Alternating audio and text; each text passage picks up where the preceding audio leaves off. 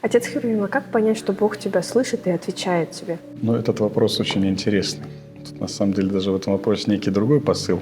Почему мы общаемся с Богом, а не получаем просимого? То есть, как бы в какой-то степени, так сказать, как это, сотрясаем воздух или обращаемся со стенкой. Да.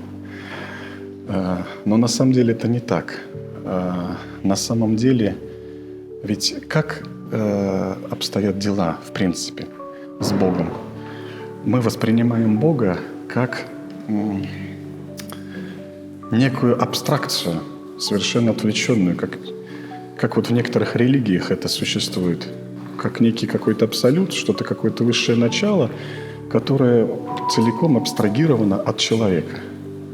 Но в христианстве мы должны, в православной нашей церкви, мы должны воспринимать Бога не так. Мы его должны воспринимать как личность. И Он и является личностью. И наше с Ним общение должно строиться соответственно отношению семейных дел. Когда мы просим свою маму: а вот ты мне обещала, или ты мне обещал, а вот мы обижаемся, начинаем плакать. А ведь родитель, он что-то не сделал, или там, допустим, может быть, пообещал и не сделал этого. Это же не значит, что родитель не любит тебя. Он из наилучших побуждений, даже порой вопреки своему какому-то обещанию, но чтобы было благо для своего ребенка. Ну, вот так и Бог. Когда мы к Нему обращаемся в своих молитвословиях, мы у Него просим каких-то вещей, как правило, земных, вещей обыденных в повседневной жизни. Но Бог же смотрит на все это дело, и как Он отвечает. В соответствии со святоотеческой традицией Он может считать, что это тебе не полезно. А может быть полезно, но не сейчас, не в данное время.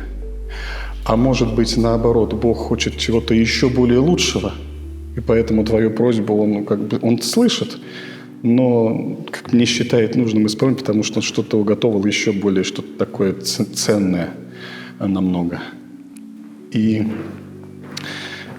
мне понравилось как-то у одного святого, я прочитал такую интересную мысль, вот как к царю земному мы можем прийти и попросить у него гноя. Почему гноя? А потому что все земные аспекты, которые мы просим, они сгниют вместе с нами, когда мы умрем. Вот так и Бог. Не всегда нам нужны те вещи, которые мы порой просим.